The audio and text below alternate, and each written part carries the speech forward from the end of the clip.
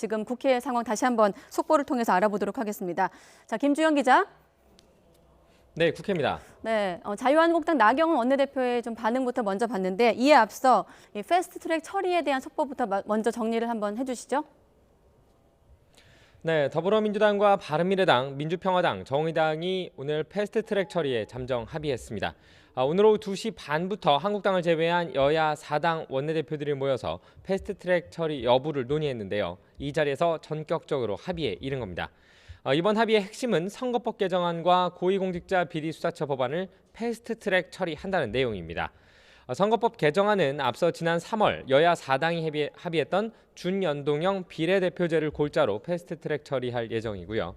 공수처 법안의 경우 판사와 검사, 경찰의 경무관급 이상이 기소 대상인 경우에만 기소권을 부여하는 방향으로 합의했습니다.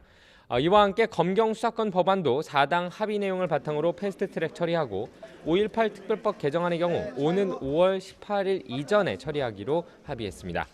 이를 위해 내일 여야 4당은 모두 오전 10시에 의원총회를 열어 이 안의 추인 여부를 결정하게 되고요.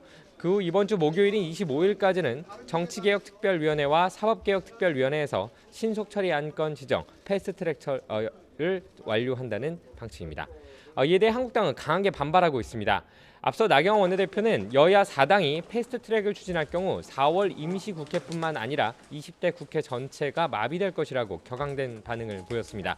또 정부 여당이 비정상적이고 반민주적인 정치를 하면 비상적 대처만이 답이라고 밝히기도 해 장애투쟁 가능성도 남기기도 했습니다. 네, 앞서 그 나경원 원내대표의 좀 현장 소식을 다시 한번 정리해드리면 철저하게 저지하겠다. 그래서 여야 4당도 내일 오전에 의총을 열지만 자유한국당도 내일 10시에 의원총회를 열어서 이 자리에서 어떤 저지 방안에 대해서 규탄하는 좀 논의를 하겠다 이런 입장을 밝혔는데 지금까지 나온 한국당 입장도 다시 한번 정리해 주시죠.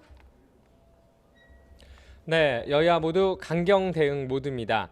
특히 여당인 더불어민주당 지도부는 오늘 아침 최고위원회의에서 막말 대잔치, 망국적 색깔론과 같은 용어까지 동원하면서 강한 어조로 한국당을 비판했습니다.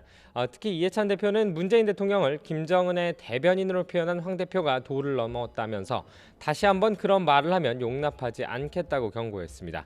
이 대표의 말 들어보겠습니다. 문재인 대통령을 가리켜서 김정은 위원장의 대변인이라는 표현을 야당 대표가 한다는 것이 어떻게 있을 수가 있습니까? 다시 한번 그런 발언을 하면은 용납하지 않겠습니다. 하지만 한국당은 이번 집회를 자유민주주의의 함성이라고 긍정적으로 평가하면서 문재인 정권에 대한 비판을 이어갔습니다. 황교안 대표는 이번 집회는 국민들이 문재인 대통령의 독선적인 국정 운영에 엄중한 경고를 보낸 것이라며 자신의 집회 발언 역시 잘못한 것을 고쳐달라고 대안과 방향을 제시한 것뿐이라고 밝혔습니다. 황 대표의 말 들어보겠습니다. 듣지 않으면 그러면 행동으로 할 수밖에 없고 정책으로 싸워갈 수밖에 없고 또 이런 정책의 실정의 참상을 국민들에게 알려드리면서 국민들과 함께 갈 수밖에 없습니다.